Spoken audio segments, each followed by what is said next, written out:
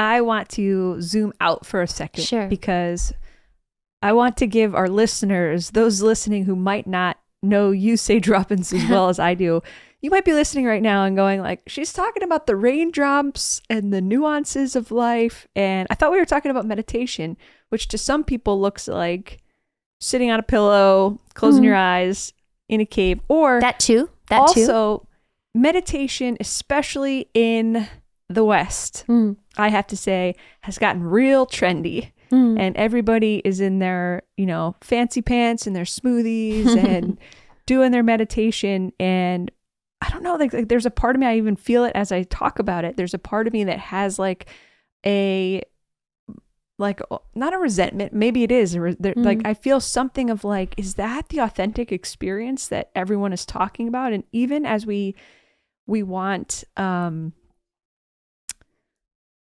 even as we talk about the expectations of meditation, like one expectation is, gosh, I wish like my thoughts could just calm down a little bit. And another is like, oh, I want to feel one with the universe and the blade of grass and you and me and everyone we know, my enemies and friends and the animals. Like I have big expectations. And so I'm hearing you talk about the miracle of life. Can we talk about the full moon meditation? Yes. That we did. This again probably links back to my grand expectations for a 10-minute meditation. It was a full moon meditation. It was a full moon a couple days ago. Many folks, there was the eclipse and it was this powerful energy, and many folks do a meditation. And again, that can be a very trendy thing. And what I love about this is myself and Billy and Tony and Sage had brought it up and said, hey, do you guys want to have this meditation? So we all grabbed our little bean bags. We went out to the backyard, made a little circle of friends, and Sage had a little prayer book, and it was really intentional. I think there was a lot of joy, and yet there's also a reverence for this moon, this thing that shines in the sky. I could see how people believe that it was, godlike, like this thing that rises, and especially in its full capacity, it's magnificent.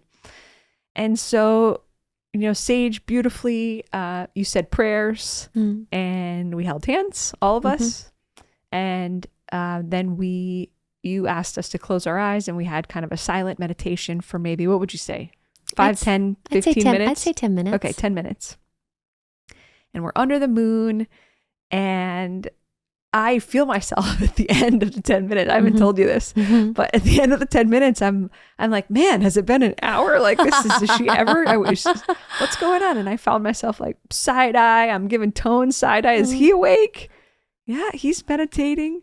Billy and Billy's like, how would you describe Billy? He's Tony's trainer, and he's like this muscly beefcake protein. I call him my little protein shake. And I'm like, come on, Billy's not meditating. He's not in it. And you close the meditation, and I look over at Billy, and he opens his eyes, and he is 100% earnest. He's like, wow, like I forgot where we were right now. And I had this feeling of like, what? Like feeling left out of like, he was like bodiless. And I was in my mind. Well, Billy, I love that man. He's one of my dearest friends. And, we've had so many conversations and talked about meditation and had this exact same dialogue of his frustration of like, I sit and I'm, mind is just going. And, but that night, I think, that's the gift of this life is it's never the same. This moment we're having right now, it's like, we'll never experience this exact moment again.